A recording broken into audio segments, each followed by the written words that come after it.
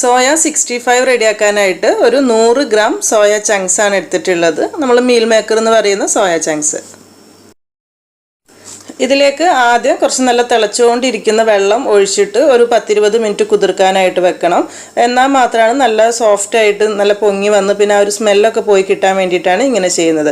അപ്പോൾ നല്ല തിളച്ചുകൊണ്ടിരിക്കുന്ന വെള്ളം ഒഴിച്ചിട്ട് ഒരു 20 മിനിറ്റ് ഇതൊന്ന് അടച്ച് വെക്കാം. ഒരു 15 to 20 മിനിറ്റ് കഴിയുന്ന സമയത്ത് നോക്കുമ്പോൾ ഇങ്ങനെയായിരിക്കും ഉണ്ടാവുക. ഇതിന് ഈ ഒരു വെള്ളം മാറ്റി കളഞ്ഞിട്ട് 1-2 പ്രാവശ്യം പച്ചവെള്ളത്തിലൊന്ന് കഴുകിയെടുക്കണം. ആ ഒരു ചൂടുവെള്ളം മാറ്റിയിട്ട് 1-2 പ്രാവശ്യം പച്ചവെള്ളത്തിൽ കഴുകിയെടുത്തിട്ടുണ്ട്. ആ ഒരു സ്മെല്ല് തീരെ ഇഷ്ടമില്ലാത്ത ആളുകൾക്കാണെങ്കിൽ 2-3 പ്രാവശ്യം കഴുകിയെടുക്കുന്നതായിരിക്കും നല്ലത്. എന്നിട്ട് ഇതിപ്പോൾ ലാസ്റ്റ് പച്ചവെള്ളം തന്നെയാണ് ഒഴിച്ചു കൊടുക്കുന്നത്. ഇനി ഇത് കൈ വെച്ചിട്ട് നന്നായിട്ടൊന്ന് പിഴിഞ്ഞ് അതിൻ്റെ ഉള്ളിലുള്ള വെള്ളമൊക്കെ ഒന്ന് കളഞ്ഞിട്ട് നന്നായിട്ട് ഇതുപോലെ ഒന്ന് പിഴിഞ്ഞെടുക്കണം. ഇപ്പോൾ സോയിലുള്ള കംപ്ലീറ്റ് വെള്ളം പിഴിഞ്ഞ് കളഞ്ഞ് റെഡിയാക്കി എടുത്തിട്ടുണ്ട്. ഇതൊരു സൈഡിലേക്ക് മാറ്റി വെക്കാം. ഇനി ഇതിലേക്കുള്ള മസാല റെഡിയാക്കണം. ജസ്റ്റ് ഒന്ന് മാരിനേറ്റ് ചെയ്തിട്ടാണ് ഫ്രൈ ചെയ്തെടുക്കുന്നത്. അപ്പോൾ അതിനായിട്ട് ആദ്യം ഇതിലേക്കുള്ള 65 മസാല റെഡിയാക്കണം. ആ മസാല പറഞ്ഞാൽ സിമ്പിളാണ്. കുറച്ച് ഗരം മസാലകൾ ചേർത്ത് പൊടിക്കുന്നതാണ്. റെഡിമെയ്ഡായിട്ട് വാങ്ങിക്കുന്നത് നിങ്ങളുടെ കയ്യിലുണ്ടെന്നുണ്ടെങ്കിൽ 65 മസാല എടുക്കാം. ഇതിപ്പോൾ മൊത്തത്തിൽ ഈ ഒരു റെസിപ്പിക്ക് വേണ്ടിയിട്ടുള്ളതല്ല കേട്ടോ. നമുക്ക് സാധാരണ ചിക്കൻ 65 അല്ലെങ്കിൽ ഗോബി 65 ഒക്കെ ഉണ്ടാക്കുമ്പോൾ ഈ ഒരു മസാല എടുക്കാം. അപ്പോൾ ഒരു ഇത്തിരി ഉണ്ടാക്കിയിട്ട് കുപ്പിയിലൊക്കെ ആക്കി വെക്കുകയാണെങ്കിൽ നല്ലതാണ്. അപ്പോൾ ഇത് വറുത്തെടുക്കാനായിട്ട് ആദ്യം ഒരു പാൻ വെച്ച് ചൂടാക്കിയിട്ട് ഈ ഇത്രയും ഗരം മസാല ആദ്യം ഒന്ന് വറുത്തെടുക്കണം. അതായത് ഒരു 2-3 ഏലക്ക, 2-3-4 ഗ്രാമ്പു, അതുപോലെ തന്നെ ഒരു 2 ചെറിയ തക്കോലം, പിന്നെ ഒരു ചെറിയ കറുത്ത ഏലക്ക കൂടി എടുത്തിട്ടുണ്ട് കേട്ടോ. കറുത്ത ഏലക്ക ഉണ്ടെങ്കിൽ എടുക്കുക, ഇല്ലെങ്കിൽ ഒഴിവാക്കാം. ആദ്യം ഇതൊന്ന് ഡ്രൈ റോസ്റ്റ് ചെയ്തെടുക്കുക. എണ്ണയൊന്നും ഒഴിക്കണ്ട. ഒരു ചെറിയ പീസ് പട്ട കൂടി ഇതിൽ ഇട്ട് കൊടുത്തിട്ടുണ്ട് കേട്ടോ, സിനമൺ. ഇനി ഇതിലേക്ക് ഒരു 5-6 വറ്റൽമുളക് ചേർത്ത് കൊടുക്കാം. ഒരു 4 കാശ്മീരി ചില്ലി കൂടെ ഇതിലേക്ക് വേണം. മുളക് ചേർത്തിട്ട് ഒന്നങ്ങ് ചൂടാക്കി എടുക്കണം.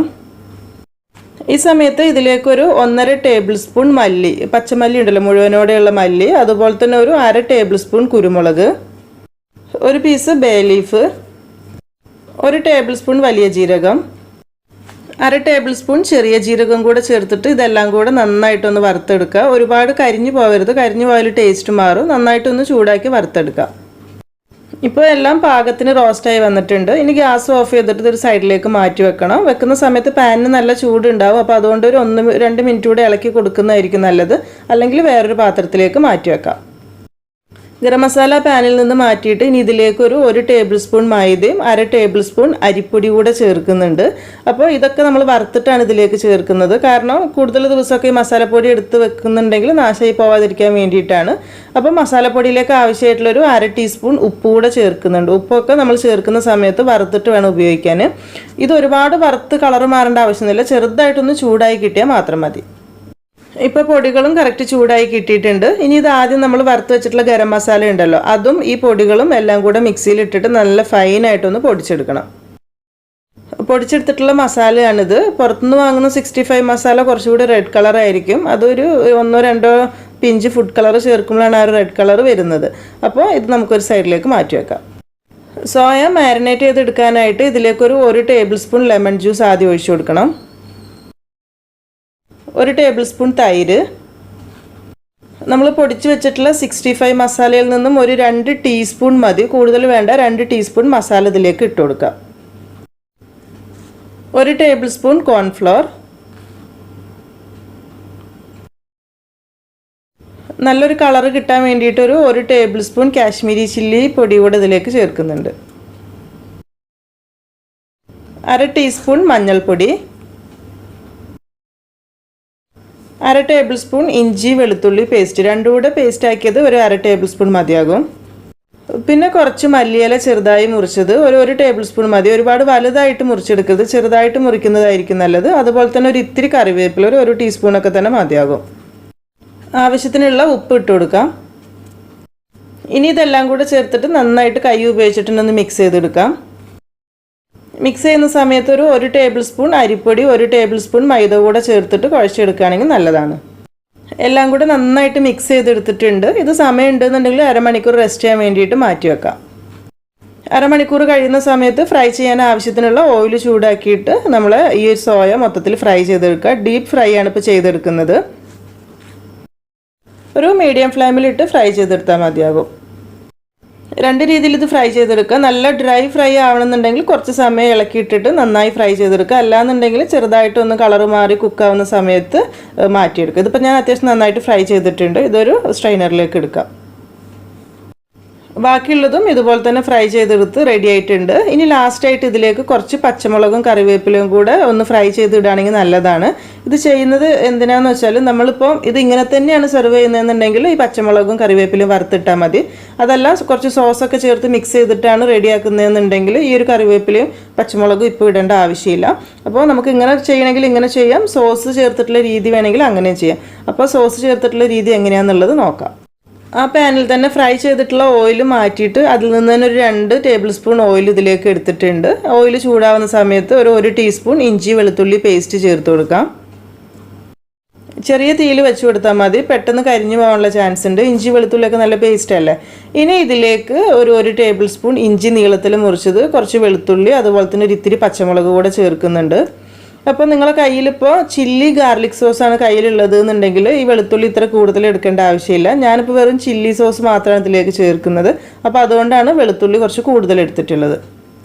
പിന്നെ കുറച്ച് കറിവേപ്പില കൂടെ ഇതിലേക്ക് ഇട്ട് കൊടുക്കണം. ഇഞ്ചി വെളുത്തുള്ളിയൊക്കെ നന്നായിട്ട് മൂത്ത് വരുന്ന സമയത്ത് തീ നന്നായിട്ട് കുറച്ച് വെച്ചിട്ട് ഇതിലേക്ക് ഒരു 1-2 ടീസ്പൂൺ കാശ്മീരി മുളക് പൊടി ചേർത്ത് കൊടുക്കുക. നല്ലൊരു കളറിന് വേണ്ടിയിട്ടാണ്. എരിവിന് വേണമെന്നുണ്ടെങ്കിൽ കുറച്ച് എരിവുള്ള മുളക് പൊടി വേണമെങ്കിൽ അതും ചേർത്ത് കൊടുക്കാം. പിന്നെ നമ്മൾ 65 മസാലയിൽ നിന്നും ഒരു 1/2 മുതൽ 3/4 ടീസ്പൂൺ വരെ ചേർത്ത് കൊടുക്കുക. ഒരുപാട് വേണ്ട, ഫ്ലേവർ കൂടുതൽ വേണ്ട. അതുപോലെ തന്നെ ഒരു 1/4 ടീസ്പൂൺ ചെറിയ ജീരകം പൊടിച്ചത് ഇതിലേക്ക് വേണം.